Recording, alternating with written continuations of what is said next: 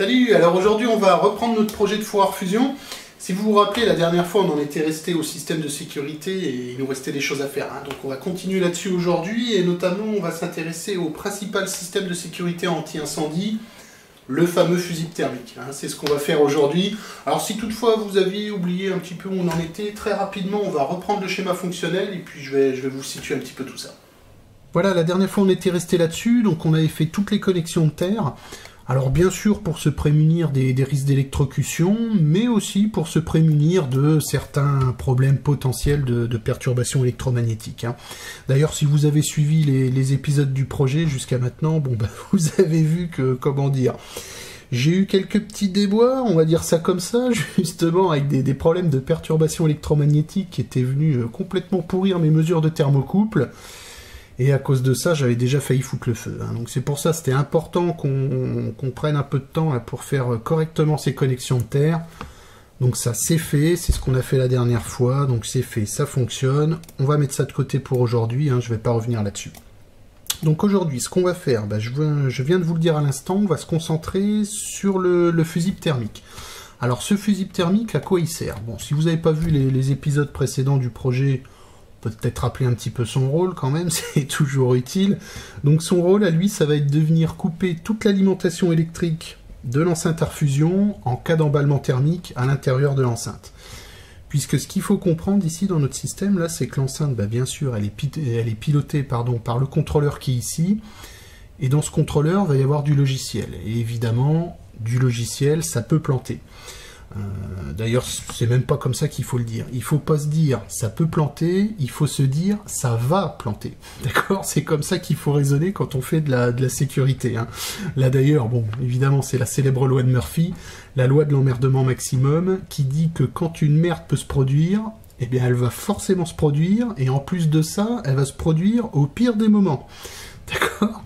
Donc si on applique ça à notre système ici, ça veut dire que notre contrôleur, il va planter au pire moment, c'est-à-dire quand les 4 résistances sont allumées à fond. Ça veut dire qu'elles vont être bloquées en fait sur un état où elles fournissent la puissance maximale. Et je vous rappelle que notre enceinte, c'est déjà un truc bricolé dans lequel on a rajouté des résistances et compagnie. Donc du coup, il y a 3500 watts de puissance dans un tout petit volume. Donc en gros, si les résistances sont bloquées à pleine puissance, ça va pas prendre 5 minutes, enfin, allez, on va dire peut-être au bout de 10 minutes, en tout cas, c'est sûr à 100%, ça prend feu, ça c'est clair, il n'y a pas photo. Donc c'est pour ça qu'il nous faut absolument une sécurité beaucoup plus primaire, qui vienne couper toute l'alimentation électrique de l'enceinte, en cas de dépassement d'un certain seuil de température à l'intérieur de l'enceinte pour éviter tout emballement. Et bien sûr, ça va être ça le rôle de ce fusible thermique, et puis on va voir comment on peut faire ça. Bon, pour faire ça, j'ai lancé quelques recherches chez les cataloguistes, histoire de voir ce qui se faisait, même si j'ai déjà une bonne idée de ce qu'il me faut. Alors, si vous avez besoin de fusibles thermiques, sachez qu'il existe principalement 2 grandes familles. Vous en avez une première qu'on appelle les fusibles thermiques non réarmables. Alors ça ressemble à ça, vous voyez, c'est des espèces de composants à 2 pattes comme ça. Bon, vous avez tout un tas de formes, vous avez des trucs un peu plus sophistiqués, mais en tout cas le principe est à peu près toujours le même. Ce qui se passe en fait, c'est que dans ce boîtier là, le fabricant vient y loger un contact à ressort et le contact est fermé quand le ressort est comprimé. Donc ce que fait le fabricant, c'est qu'il vient comprimer le ressort, il noie tout ça dans un gel qui est solide à température ambiante, et puis ensuite bien sûr c'est encapsulé pour vous fournir un beau composant comme ça. Et alors le truc, c'est que le gel, c'est pas n'importe lequel, il est calibré de manière à avoir un point de fusion précis. Et ce qui va se passer évidemment, c'est que quand le gel va fusionner, le ressort va se détendre et le contact va s'ouvrir. Évidemment, il ne se refermera plus jamais. Donc c'est pour ça qu'on appelle ça au passage un fusible thermique non réarmable. Alors ça peut être pas mal pour mettre une carte. Bon, si vous avez besoin que votre montage se coupe à partir d'une certaine température, vous mettez ça à l'endroit de la carte qui vous intéresse. Bon, pour ce genre de choses, c'est très bien. Malheureusement, pour ce qu'on a à faire, je vous le dis tout de suite, c'est pas du tout ça qu'il nous faut. Déjà, vous voyez qu'au niveau intégration, bon, pour coller ça dans notre four, c'est même pas la peine. Et puis, en général, ce genre de truc, c'est plutôt fait pour fonctionner à basse température, entre 40 et 100 degrés. Donc, vous voyez que c'est pas du tout adapté à ce qu'on a à faire. Alors nous, ce qu'il va nous falloir, c'est plutôt la deuxième grande famille. Et la deuxième grande famille, c'est celle des fusibles thermiques réarmables, cette fois-ci. Alors automatiquement ou manuellement, hein, il y en a tout un tas de types. Et ça, c'est ce qu'on appelle plus communément un cliqueson. D'accord? Alors qu'est-ce que c'est qu'un cliqueson? Ça ressemble à ça.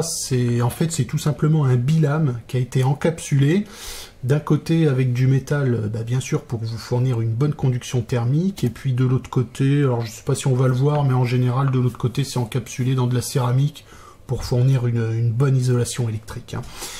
Et ça c'est vraiment extrêmement bien adapté à ce qu'on a à faire, et d'ailleurs ça des cliquesons, alors là dans les appareils électroménagers, mais vous en retrouvez absolument partout. Dans votre sèche-linge, dans votre machine à laver, évidemment dans les fours, enfin dans tout un tas de trucs. Et pour faire une sécurité thermique, c'est vraiment dédié à ça, c'est vraiment l'idéal. Hein. Alors attention, si vous avez besoin de ça, en général chez les cataloguistes, je ne sais pas pourquoi, c'est dans la rubrique thermostat. Hein, ne mettez pas fusible thermique, vous ne trouverez jamais ces trucs-là dans fusible thermique, ils mettent ça dans thermostat. Bon, oui, on peut s'en servir comme thermostat, mais enfin, bon, à l'origine, c'est quand même pas trop fait pour. C'est plutôt fait pour faire justement ce qu'on a à faire, c'est-à-dire des sécurités thermiques. Ok, donc je vais vous montrer un petit peu à quoi ça ressemble en vrai. Et puis, vous allez voir d'ailleurs, c'est ce qui, à l'origine, hein, il y en avait un dans le four. Il y avait un cliqueson comme ça dans le four. Alors c'est ce que je vous ai déjà dit, bon vu la qualité du four et le prix que je l'ai payé, j'ai absolument aucune confiance dedans, donc on va le jeter puis on va en choisir un nous-mêmes, d'autant plus que je suis pas certain que la température du cliqueson d'origine soit bien adaptée à ce qu'on a à faire. Hein. Donc on aura des petites mesures à prendre pour voir un peu ce qu'il nous faut. Bref, je vais vous montrer à quoi ça ressemble en vrai, un cliqueson, et puis je vais vous montrer aussi comment on va pouvoir adapter ça à notre four. Et ensuite, on prendra quelques mesures pour déterminer quel modèle il nous faut précisément. Alors voilà à quoi ça ressemble un cliqueson. Donc ça c'est celui qu'il y avait à l'origine dans le four. Hein, donc comme je vous le disais à l'instant, bêtement, ce truc là c'est un bilame donc, qui est encapsulé dans ce boîtier. Et puis vous avez deux cosses ici qui vous permettent d'avoir accès à chacune des lames du bilame. Hein. Alors si toutefois vous ne saviez pas comment fonctionne un bilame, en fait c'est très simple. Vous avez une lame droite d'un côté, une lame légèrement courbée de l'autre. Et la lame courbée, si vous voulez... En gros, elle forme une cloque qui est faite de telle manière que quand la température va monter, le métal va se dilater et cette cloque, boum, elle va se raidir, tac, vraiment d'un seul coup à une certaine température. Hein, ça marche un peu, vous savez, comme les criquets, là, des fois, les enfants, ils ont ça, là, c'est un espèce de bout de métal cloqué, ils appuient dessus, ça fait clac, clac, clac, clac. Là, c'est exactement la même chose, sauf qu'il n'y a pas besoin d'appuyer sur la cloque. En fait, c'est la dilatation du métal qui va, poum, comme ça, réduire la cloque vraiment à une température précise et qui va faire que les deux lames vont vous voyez, comme ça, séparer les unes de l'autre. Hein. C'est comme ça que ça fonctionne un bilame. Donc c'est ce qu'il y a dans ce truc-là, c'est tout simple, c'est tout bête. Alors le truc important sur celui-ci, je pense qu'on peut le voir, oui, voilà, vous le voyez, c'est indiqué 195, donc ça j'imagine que c'est la température d'ouverture du bilame. Attention, si vous utilisez des trucs comme ça, sachez qu'en général, la température de fermeture n'est pas la même. Hein, il y a un hystérésis qui fait que la température de fermeture, allez, grosso modo, vous êtes 15 à 20 degrés à peu près sous la température d'ouverture. Hein. Donc vous voyez, ils appellent ça un thermostat, mais bon, pour faire un thermostat, c'est clairement pas l'idéal. En tout cas, pour faire une sécurité thermique, ce qui nous intéresse, bon là, pour le coup, cet hystérésis nous arrange bien. Hein. Alors, où c'était placé dans le four à l'origine, ce truc-là, je peux peut-être vous le montrer. Voilà, c'était placé ici, en bas, c'est-à-dire, à mon avis, très mal placé, mais en tout cas, c'est là que c'était à l'origine, c'est pas là qu'on va le remettre. On va pas le mettre non plus sur cette plaque, parce que celle-là, elle fait pas un bon contact thermique avec l'intérieur de l'enceinte. On va le mettre directement, je pense ici, ce sera l'idéal, sur la paroi de l'enceinte, qui devrait à quelques degrés près avoir à peu près la même température que l'intérieur. J'espère qu'il n'y aura pas un différentiel trop important, mais on va le mesurer, c'est ce qu'on va regarder tout de suite. Donc je pense que notre cliqueson, on le placera quelque part par là. Bon, si toutefois on voyait que le différentiel avec l'intérieur était trop important et puis que ça posait problème, ce qu'on pourra faire éventuellement, c'est carrément percer un gros trou du diamètre du cliqueson et puis le mettre, vous voyez, le loger comme ça en fait depuis l'intérieur et juste faire ressortir les cosses. Bon, ça c'est une possibilité aussi, mais bon, je vous avoue que si Si ça le faisait comme ça, là, hein, juste fixé sur la paroi, je préférerais, ça ferait quand même plus propre. Enfin bon, on va voir ce que ça donne. Donc ce qu'on va faire, c'est que je vais ressortir le TC08 et les thermocouples. Et puis on va prendre les mesures qui nous intéressent. Et notamment, quand on monte en température, il va falloir qu'on voit la température qu'on a là sur la paroi pour pouvoir choisir précisément le clixon qu'il nous faut. Voilà, donc la mesure est en place. Comme vous pouvez le voir, j'ai placé un thermocouple à l'endroit prévu. Et puis ce que j'ai fait finalement aussi, j'ai placé un deuxième thermocouple au même endroit, mais à l'intérieur de l'enceinte. Comme ça nous permettra de faire qu'un tour. Et puis d'avoir dans la même foulée la température sur la paroi à l'extérieur comme à l'intérieur de l'enceinte. Et puis une fois qu'on aura toutes ces données, on pourra choisir l'emplacement idéal pour notre clixon. Vous remarquerez que j'ai rajouté un troisième thermocouple aussi. Alors celui-ci prend simplement la température de l'air à l'intérieur de l'enceinte. Ok, donc tout est prêt. On va passer côté logiciel. Ambiante, intérieur, extérieur, enceinte. Je développe pas, je crois que c'est clair. Donc je vais lancer la mesure. Voilà, c'est parti. Et puis j'allume le four. Allez, hop, on est parti.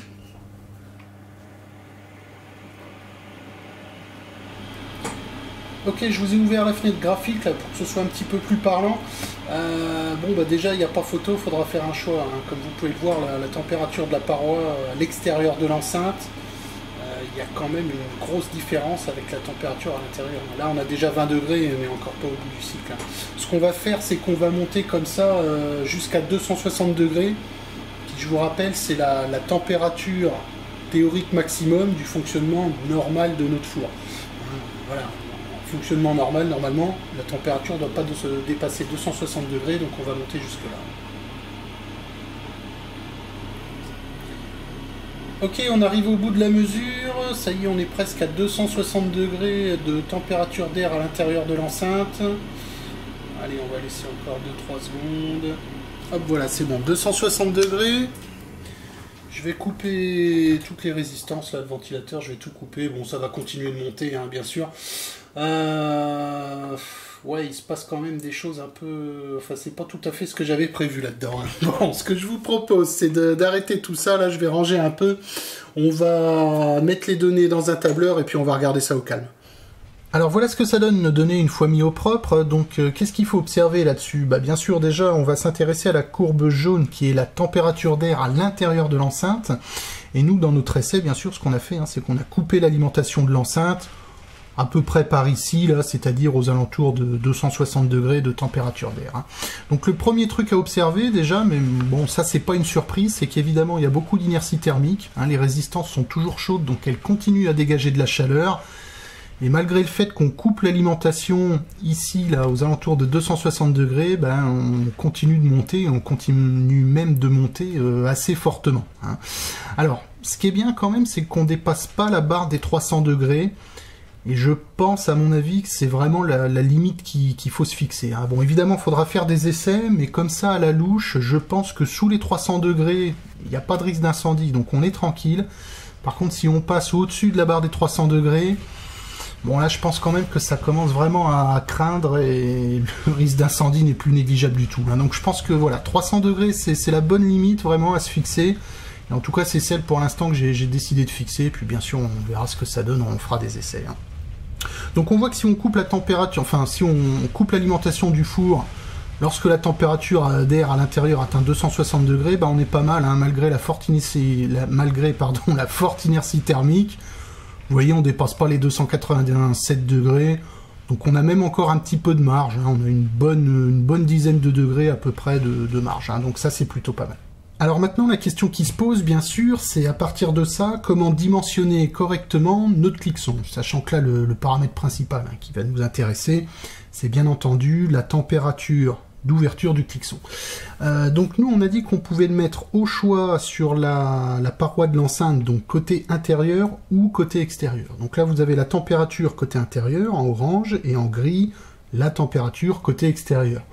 Bon, je vous ai dit en même temps que ça ferait plus propre et que ce serait beaucoup plus simple à fixer sur le côté extérieur. Donc c'est ce qu'on va essayer de faire dans un premier temps et c'est pour ça qu'on va s'intéresser à cette courbe grise là.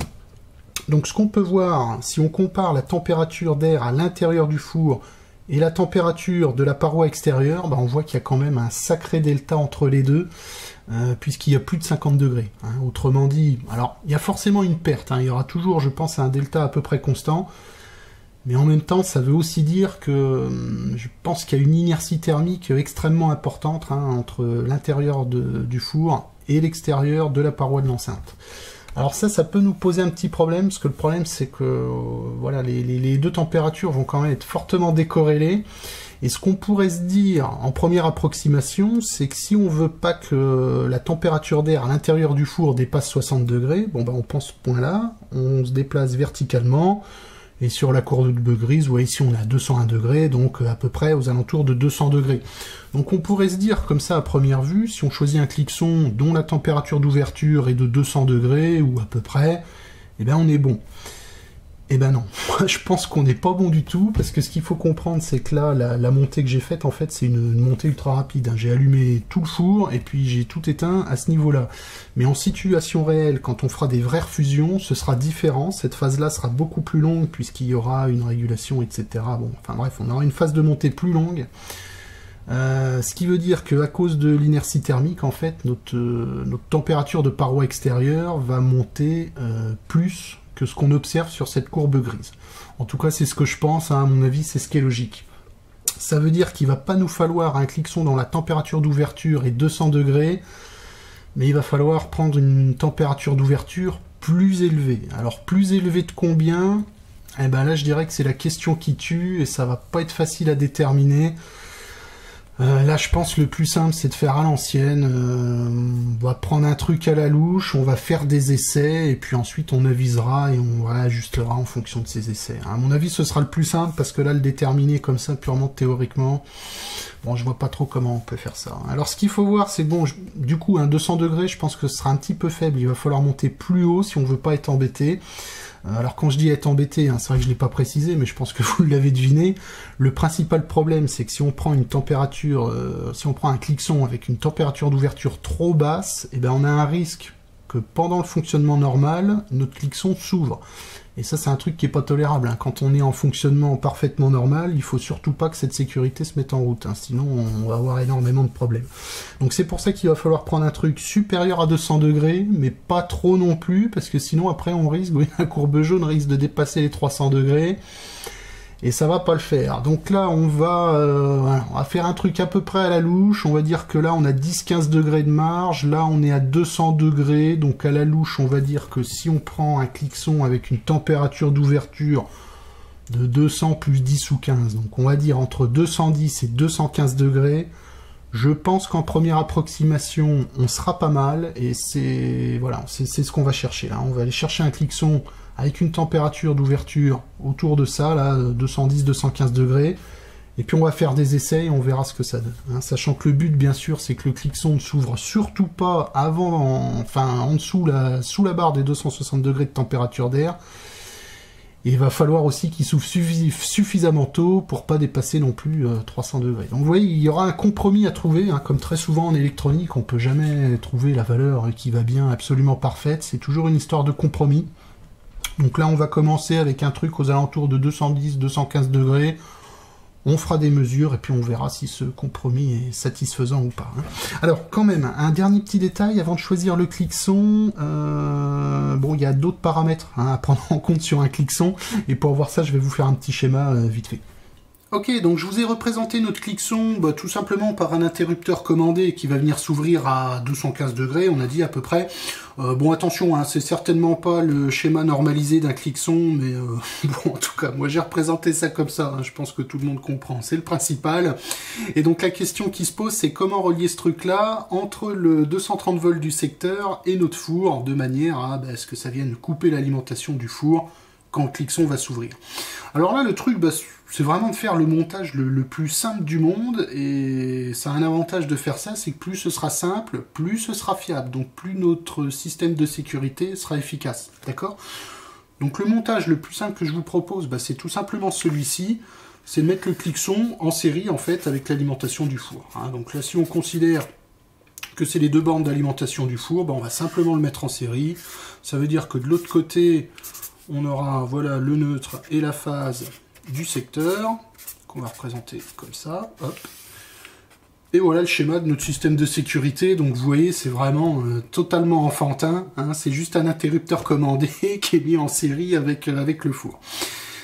Donc maintenant, qu'est-ce qu'il va nous falloir là-dedans encore comme paramètre pour notre cliqueson? Donc 215 degrés, on a vu, hein, c'est à peu près la température d'ouverture qu'il nous faudrait.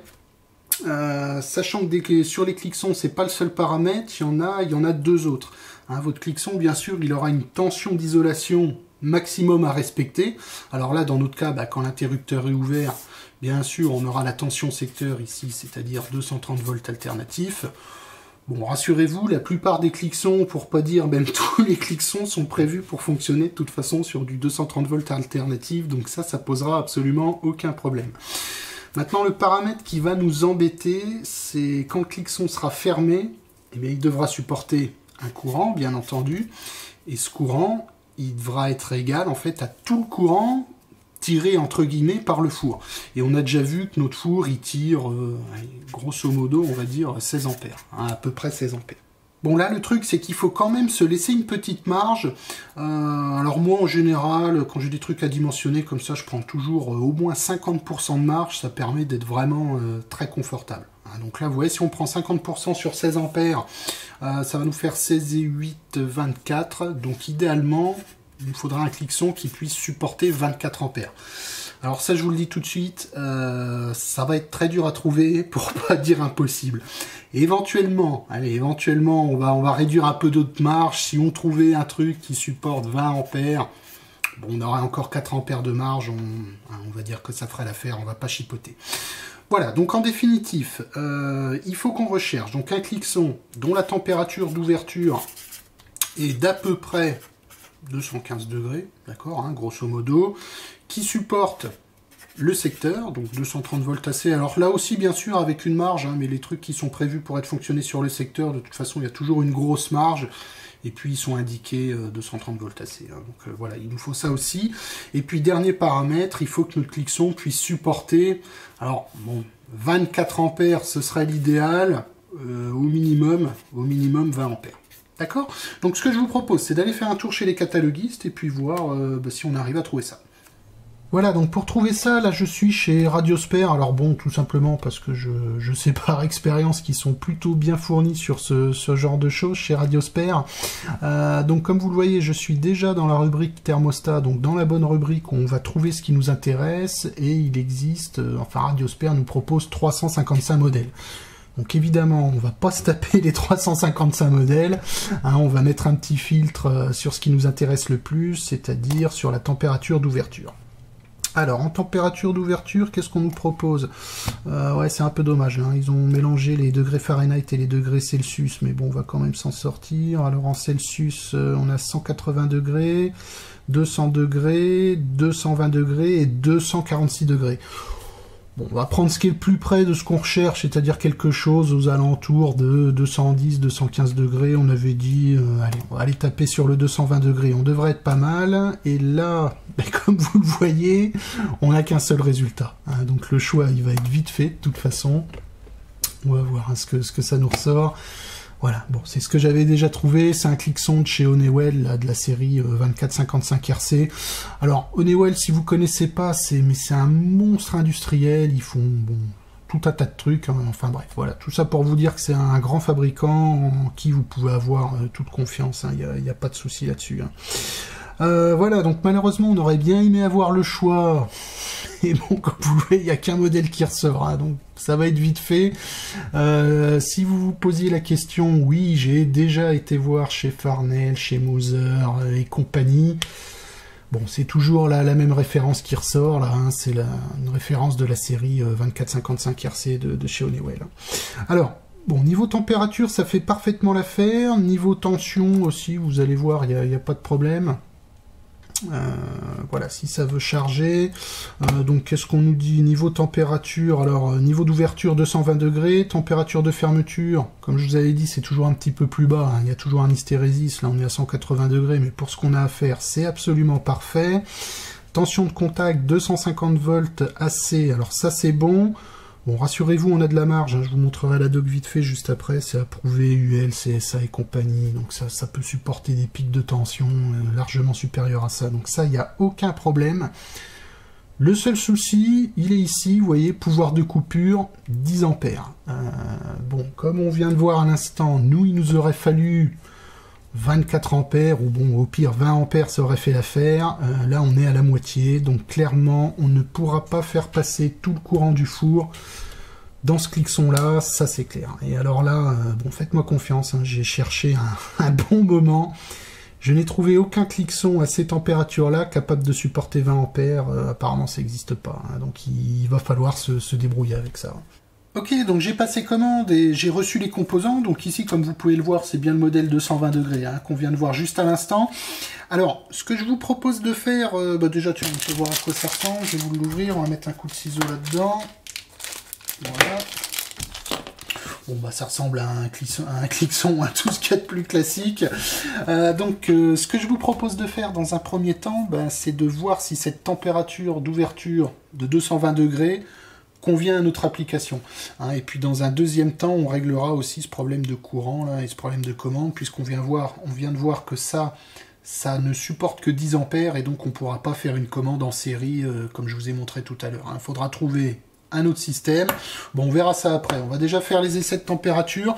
Alors, au cas où le modèle à ouverture 220 degrés là, ne conviendrait pas, ce que j'ai fait, c'est que j'ai déjà pris les devants.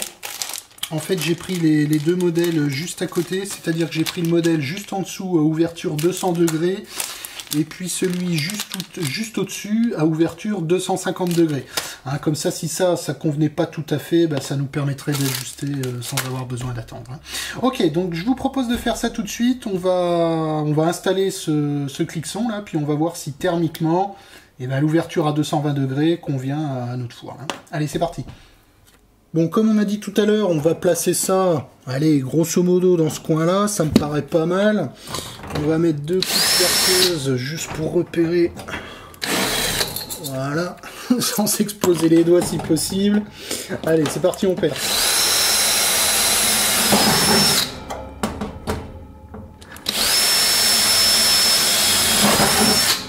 Voilà, c'est percé, donc on va pouvoir venir boulonner notre cliqueson à sa place. Par contre, alors avant de faire ça, bien sûr, petit détail extrêmement important, on va surtout pas oublier de bien le badigeonner de pâte thermique, hein, puisque nous, évidemment, ce qu'on veut, c'est qu'il y ait un transfert de chaleur maximum entre la paroi du four et le cliqueson. Et pour faire ça, il n'y a pas de secret, hein, il nous faut absolument une petite couche de pâte thermique entre les deux. Si, alors peut-être un dernier petit conseil là-dessus, parce que ça je sais qu'il y en a pas mal qui oublient de faire ça, je vous conseille vraiment quand vous mettez de la pâte thermique comme ça, de bien dégraisser vos deux surfaces. Croyez-moi, c'est pas pour faire joli, mais ça améliore encore et de manière significative le transfert de chaleur hein, entre deux surfaces. Alors pour faire ça, bon voilà, un chiffon, hein, moi j'ai une petite piscette avec de l'alcool isopropylique dedans. Ce qui est l'idéal hein, pour faire ça. Voilà, on va bien frotter. Hop, ça c'est tout bon. Ok, pareil pour le cliqueson. Voilà, nickel. Nos deux surfaces sont propres, donc on va pouvoir appliquer notre pâte thermique. Alors je vais juste changer ça de position, ça m'évitera de me contorsionner. Voilà, c'est tout bon. Ok, alors comme pâte thermique, moi je prends ça, hein, de la Dow Corning 340. Bon, je fais pas de pub, hein, soyez rassurés, chez Ben R&D, il n'y a pas de placement de produit, c'est pas le style de la maison. Non, mais je vous la présente, bon, parce que ça, c'est vraiment un best-seller, qu'elle coûte pas cher et que ce sera largement suffisant dans 99% des cas, même s'il faut avouer que c'est pas la graisse thermique la plus performante du monde, mais enfin, croyez-moi, la plupart du temps, ça fera largement l'affaire. Hein. Enfin, ce qu'il y a de bien quand même dans cette graisse thermique, c'est qu'elle n'a pas de tendance à sécher, quoi. Enfin, bon. Au bout de 50 ans, évidemment, elle séchera. Mais croyez-moi, j'ai vu ça en place dans certains systèmes. Au bout de 10 ans, vous enleviez sur des modules Peltier, on mettait ça. Vous enleviez les modules Peltier au bout de 10 ans et la pâte était encore parfaitement en pâte hein, et pas toute sèche. Donc là-dessus, elle est plutôt pas mal. Hein. En tout cas, ce que je vous déconseille, mais alors franchement, évitez ça absolument comme la peste. C'est tout ce qui est marketé autour du PC, du genre la petite seringue de 10 cm3 de super pâte thermique, soi-disant spécial processeur et je sais pas quoi, à base de conneries quoi. Bon, tout ça vous oubliez parce que c'est vraiment du vol. En général, ces petites seringues-là de 10 cm3, ils vous les vendent 30, 40, 50, des fois plus cher encore. J'en ai vu à 70 €, là c'est vraiment du vol. Donc tout ça, vous oubliez, c'est vraiment de la merde. En comparaison, un tube comme ça, un tube de 100 grammes, ça vaut dans les 10 € hors taxe. Hein, donc vous voyez que voilà, ils sont quand même plus honnêtes chez De Corning, faut avouer. Hein. Bon, bref, allez, j'insiste pas là-dessus, on va badigeonner ça. Alors, pour faire ça, bon, c'est vraiment tout bête. Alors, le truc, c'est de pas en mettre trop. Bon, de toute façon, vous en foutez toujours un peu plein les doigts quand vous faites ça, en général. Voilà, bon, ben voilà, là, j'en ai déjà mis 4 fois trop, mais c'est pas grave, on va s'en arranger quand même. Moi, ce que je fais, c'est que j'étale ça, vous voyez, à peu près comme il faut, avec un tournevis. À peu près, hein, à peu près. Voilà, bon, là, comme vous pouvez le voir...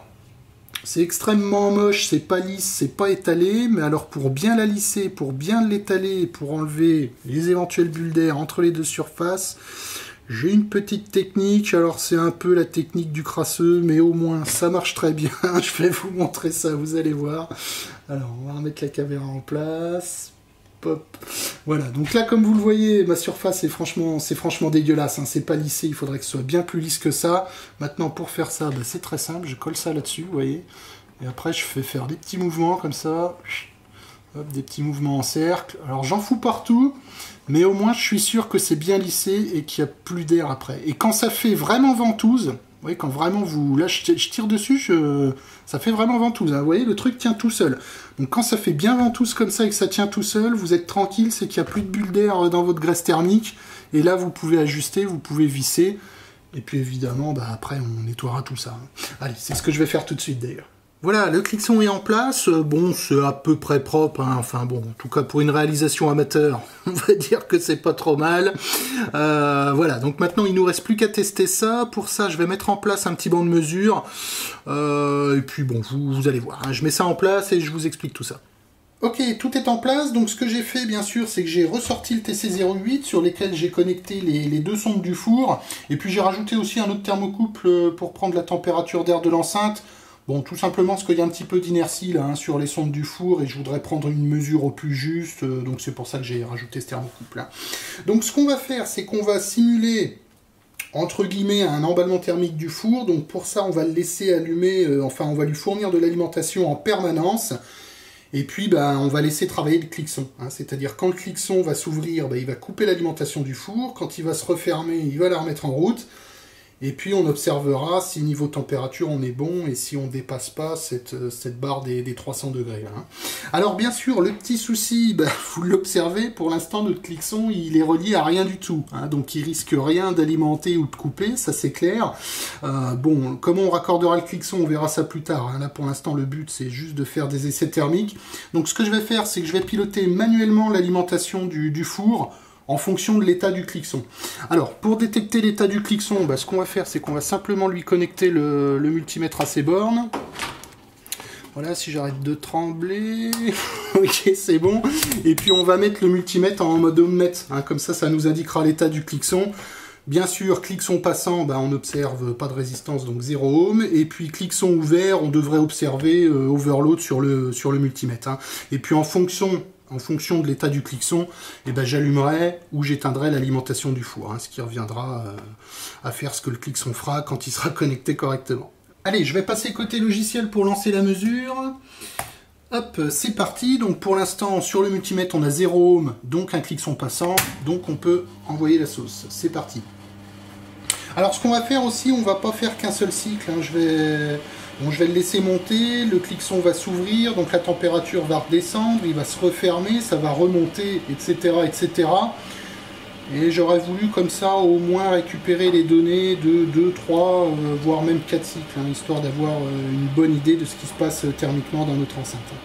Allez, on va laisser monter ça tranquillement.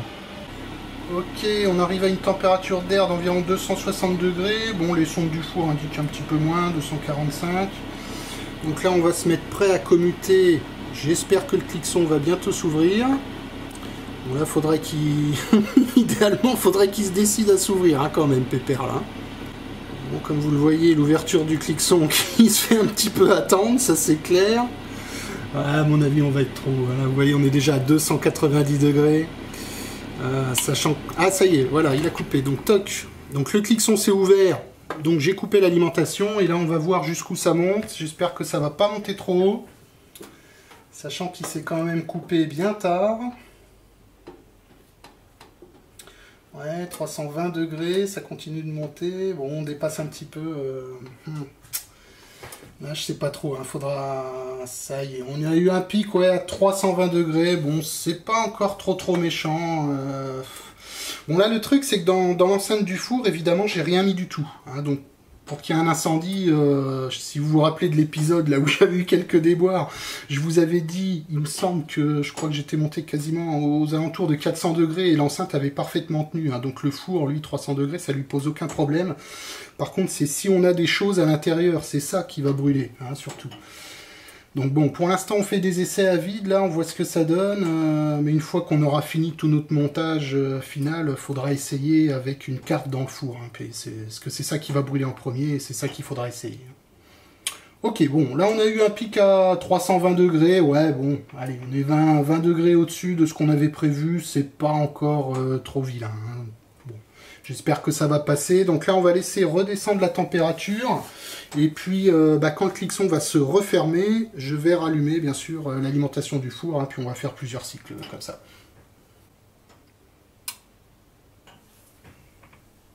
Toc, ça y est, le cliqueson, vous voyez, il vient de se refermer. Donc on va rallumer l'alimentation du four. Et puis on va voir jusqu'où ça monte. Hein. Sachant qu'en théorie, enfin bon, je sais pas trop, on va voir ce que ça donne. Mais en théorie, vu que la paroi est déjà chaude, on aura moins d'inertie que le premier coup. Donc je pense que le pic de température va être un peu plus élevé. Bon, j'espère pas trop, hein, on va voir ça. Voilà, apparemment le cliqueson s'est réouvert, on va couper. Alors bizarrement, il s'est ouvert beaucoup plus tôt que tout à l'heure, j'aurais pas cru ça. Bon, on analysera les données après, mais en tout cas c'est plutôt bien, hein. Pour ce qu'on a à faire, c'est mieux que prévu. Voilà, ça continue de monter, on a un pic... Bah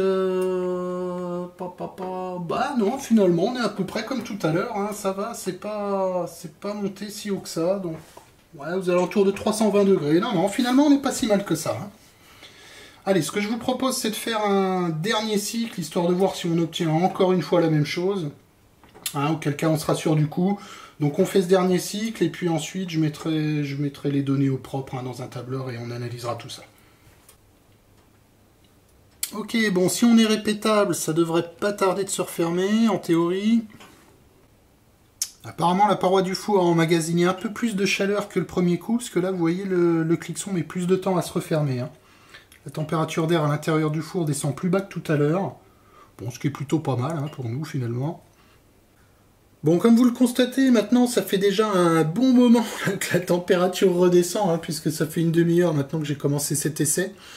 Et à la deuxième descente, c'est extrêmement bizarre, puisque comme vous voyez, le cliqueson s'est toujours pas refermé. Donc, est-ce que c'est normal ou pas? Je sais pas trop, là, mais ça me paraît quand même suspect. Bon, on va attendre encore un peu, et puis on va voir ce qui se passe. Bon, bah, je vous confirme qu'il y a bien un problème, hein, parce que là, vous voyez, la paroi est vraiment froide. Hein, je peux mettre mes mains dessus sans problème. Le truc est pas refermé, donc clairement, bah, il est détruit, quoi. Hein, faut être clair. Alors, qu'est-ce qu'il l'a décrit? Je vais vous montrer les specs vite fait. Bon, il supporte, en théorie, hein, le cliqueson. Alors, bien sûr, il a un point d'ouverture, mais il supporte, enfin, il a une température maximum aussi à respecter. Cette température est de 260 degrés. Je pense pas qu'on soit monté jusque-là. Enfin, ça m'étonnerait beaucoup que la paroi du four monte jusqu'à 260 degrés. Bon, c'est quand même très surprenant. Donc là, alors du coup, hein, là, vous avez compris, j'arriverai pas à faire tout ce que je voulais faire aujourd'hui, puisque là, on en a pour un petit moment, hein, à régler ce problème. Bon, comment on va faire ça? Ce que je vous propose, j'en ai un deuxième, hein, je commande toujours les pièces par deux, donc j'en ai un deuxième exactement identique. Ce que je pense faire, c'est je vais le remplacer, on va refaire le même test. Par contre, cette fois-ci, je mettrai un thermocouple juste à côté pour voir à quelle température monte la paroi du four. Hein, parce que si on reprend le graphique vite fait, là, ben, vous voyez que en fait, il y a le double pic. Alors, le premier pic n'a posé aucun problème, mais apparemment, le deuxième, il n'a pas aimé. Bon, ce qui se passe, évidemment, c'est qu'au deuxième pic, la paroi a emmagasiné beaucoup plus de chaleur, et je pense qu'elle est beaucoup plus haute en température que sur le premier pic. Donc est-ce que c'est ça le problème finalement? Est-ce que c'est pas la température trop élevée de la paroi qui détruit carrément notre cliqueson? C'est possible, c'est possible. Donc pour tester ça, il n'y a pas 36 moyens. Il faut que je le change, on va refaire le même test et puis je vais mettre un thermocouple juste à côté, puis on verra bien ce que ça donne. Allez, il faut un petit moment pour faire tout ça, mais c'est parti. Allez, c'est reparti pour un tour. Bon, vous avez compris le principe, hein, donc je vais pas vous remontrer toute la mesure, je vais faire ça dans mon coin et puis je vous présenterai les résultats quand j'aurai terminé. Voilà, je vous ai compilé toutes les données dans ce tableau là du deuxième essai, une fois le cliqueson remplacé, hein, donc avec un cliqueson neuf. Et alors cette fois-ci, miracle, ben vous voyez, ça fonctionne parfaitement. Donc là, je vous avoue que je ne comprends pas trop pourquoi le premier cliqueson a merdouillé, j'en ai pas la moindre idée. En tout cas, là, ce qui est sûr, et on le voit très bien sur ce graphique, c'est qu'une fois le cliqueson changé, donc avec ce nouveau cliqueson, bah, ça fonctionne parfaitement. Hein, on voit qu'il s'est toujours ouvert ici au bon endroit, et il s'est toujours refermé tout à fait correctement, donc un fonctionnement tout à fait normal. Alors le graphique s'arrête là, vous le voyez pas, mais j'ai encore continué un paquet de temps hein, pour être bien sûr, et le cliqueson s'est toujours refermé correctement sans aucun problème.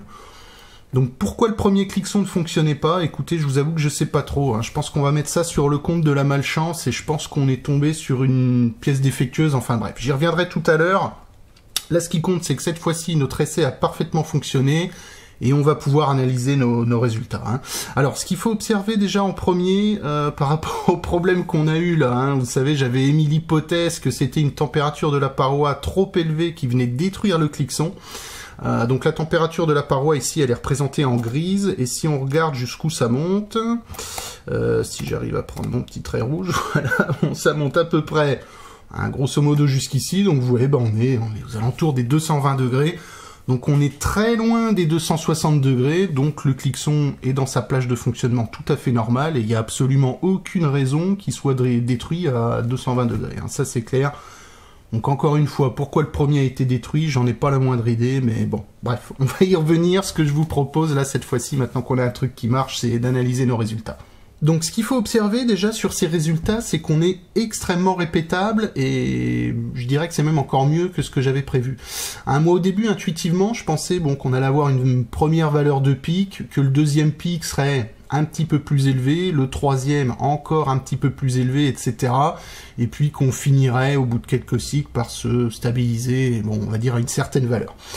Et en fait, les résultats montrent que non, c'est pas du tout ça qui se passe. Hein. Le résultat là montre clairement qu'on est parfaitement répétable sur tous les cycles, et je dirais même dès le premier cycle. Et donc ça, c'est beaucoup mieux que ce que j'avais prévu. Et ça, c'est vraiment bien, parce que ça veut dire qu'on va pouvoir prendre sur notre graphique là des valeurs de référence qui ne, qui ne bougeront pas dans le temps. En tout cas, qui seront toujours les mêmes, de cycle en cycle, dès le premier cycle. Et c'est pour ça que ça va être très pratique pour nous pour déterminer la température d'ouverture du cliqueson. Hein. Alors, en parlant de température d'ouverture du cliqueson, parce que évidemment c'était ça le principal but de cette expérience, c'était de déterminer si cette température de 220 degrés, finalement, est-ce que c'est le bon compromis ou au contraire, est-ce qu'il va falloir qu'on monte un petit peu ou qu'on descende un petit peu. Alors, ce qu'on peut prendre déjà comme valeur de référence, bien sûr, c'est la température d'air maximum à l'intérieur du four. Hein, donc là, on voit qu'on est grosso modo dans les 320, allez, peut-être 325 degrés. Donc c'est vrai qu'on est un petit peu plus élevé que la barre de 300 degrés qu'on s'était fixée. Maintenant, bon, c'est quand même pas la mort non plus. Moi, finalement, je trouve que c'est pas mal, cette valeur de 320 degrés. Franchement, elle est pas mal du tout. Hein, parce que si, bon, bien sûr, si on prend le cliqueson du dessous, c'est-à-dire celui qui s'ouvre à 200 degrés, bon, je sais pas si on peut voir ça comme ça, mais première approximation, on va dire qu'on va tout descendre de 20 degrés, en fait. Hein, je pense que c'est à peu près ce qu'on trouverait. Donc, c'est vrai qu'on arriverait à limiter la température à l'intérieur du four à 300 degrés. Et ça, ce serait pas mal. Bon, maintenant, vous allez voir que c'est pas le seul problème. Par contre, si on envisage la deuxième hypothèse, c'est-à-dire de prendre le cliqueson du dessus, c'est-à-dire celui qui s'ouvre à 250 degrés, là, il va falloir grosso modo rajouter 30 degrés, et on voit qu'on va arriver vers les 350-360 degrés. Bon, là, clairement, ça le fera pas, ça commencera à craindre vraiment trop. À mon avis, 360 degrés, une carte électronique, je pense que le vernis épargne commence à fondre, à fumer et compagnie. Hein, donc, bon, ça, ce sera pas bon. Donc déjà, rien qu'avec cette valeur-là, je pense que le cliqueson à 250 degrés, on peut éliminer. D'accord ? Alors maintenant, 200, 220 degrés, bon, quel cliqueson choisir? Hein, on voit comme ça que, a priori, le cliqueson à ouverture à 200 degrés serait tentant, puisque, comme on vient de le voir, hein, il nous permettrait de limiter la température d'air du four à 300 degrés, et ça, c'est vraiment ce qu'on veut. Maintenant, n'oubliez pas qu'on a un second problème. Tout à l'heure, on a dit, bien sûr, que notre cliqueson ne doit surtout pas s'ouvrir avant une température intérieure du four de 260 degrés, hein, puisqu'évidemment 260 degrés, on sera encore dans le fonctionnement normal de notre four. Donc évidemment, on ne veut surtout pas que la sécurité se déclenche avant 260 degrés. D'accord? Donc là, ce qu'on peut regarder en fait, c'est à partir de quel moment le cliqueson s'ouvre. Alors ici, on le voit, je ne sais pas si vous voyez sur les cours, mais il y a une espèce de petit coude à chaque fois. Ah, en fait, ça c'est quand je coupe l'alimentation, le ventilo s'arrête, et donc du coup la température monte un petit peu plus vite. Donc c'est vraiment à cet instant précis que le cliqueson s'ouvre, donc on peut regarder ce que ça donne. Voilà, si on met notre ligne ici, ouais, bon, allez, grosso modo, on va dire qu'on est par là. On voit qu'en niveau température d'air, donc notre cliqueson va s'ouvrir à 290 degrés, donc c'est bon, on est au-dessus des 260 degrés.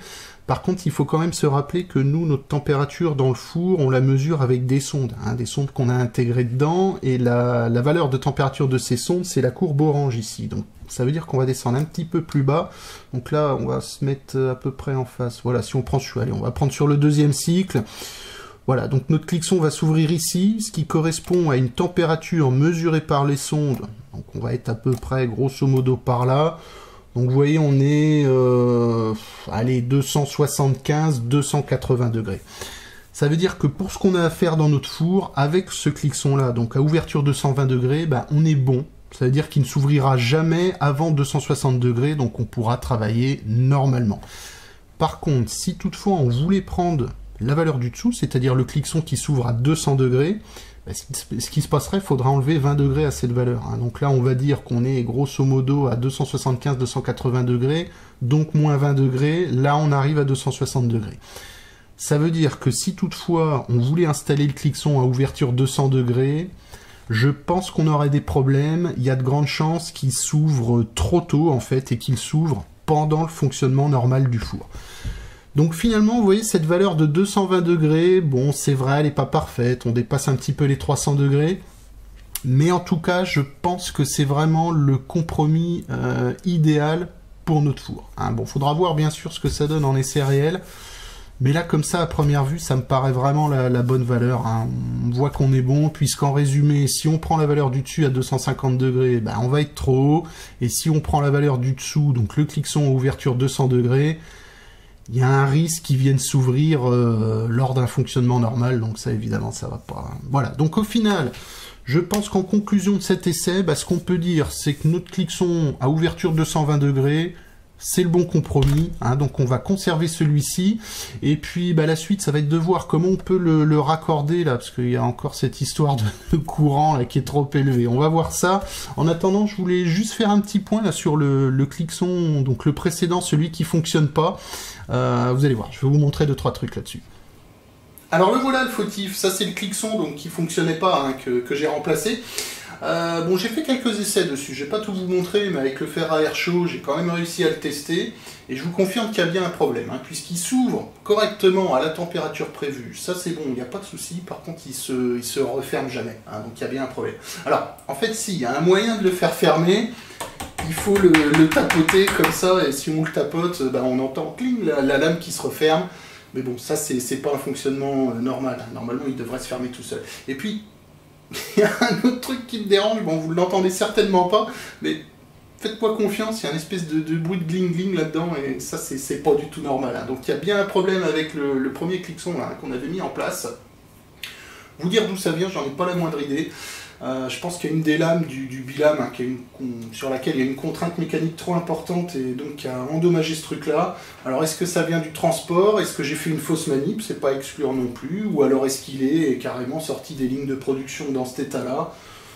Bon, ce serait quand même surprenant parce que connaissant les standards de qualité d'aujourd'hui et puis le fabricant Honeywell, je serais très surpris qu'un cliqueson défectueux en tout cas sorte des lignes de production. Même si c'est pas à exclure, hein, mais en tout cas ça doit être une probabilité de 1 sur plusieurs millions. Hein. Donc vous voyez, soit j'ai vraiment pas de peau, soit il y a eu un problème pendant le transport, ou alors j'ai fait une fausse manip, écoutez, j'en sais rien du tout. Hein. Si vous avez une piste d'ailleurs là-dessus, n'hésitez pas à me laisser un petit commentaire, hein, ça peut être intéressant. Bref, le cliqueson de remplacement, hein, donc celui qui est dans le four maintenant, celui-ci il fonctionne parfaitement, on vient de le tester, c'est nickel, donc on peut avoir confiance, donc ça c'est réglé. Et ben la suite, comme je vous le disais, ça va être de trouver une manière de commander toute la ligne du four à partir de ce cliqueson-là, sachant qu'on peut pas le mettre en série directement comme ça se fait habituellement, puisqu'il supporte un courant maximum de 10 ampères seulement, et notre four tire plus de 16 ampères. Hein. Donc ça va pas le faire. Alors pour faire ça, qu'est-ce qu'on va utiliser? Je pense qu'on va aller au plus simple. On va utiliser un relais de puissance pour faire ça. Ce sera, à mon avis, ce qu'il y a de plus fiable. Bon, c'est sûr, on aurait préféré la commande classique en série, ça aurait été le top, mais c'est pas possible. Donc il faut bien trouver une solution. Et je pense que la commande à relais sera ce qu'il y a de plus fiable. On va pas pouvoir faire ça aujourd'hui, je suis désolé, hein, mais comme d'habitude, je traîne, j'ai certainement encore beaucoup trop radoté, je vais essayer de me corriger, hein, c'est promis, mais bon, on est comme on est, hein, donc c'est pas gagné. Voilà, donc pour aujourd'hui, on va arrêter là, on va couper cet épisode en 2 parties, et puis dans la prochaine partie, ben, on fera la commande à relais pour connecter le cliqueson. Hein. Ok, et ben écoutez, en attendant, portez-vous bien, et je vous dis à très bientôt, à la prochaine, salut.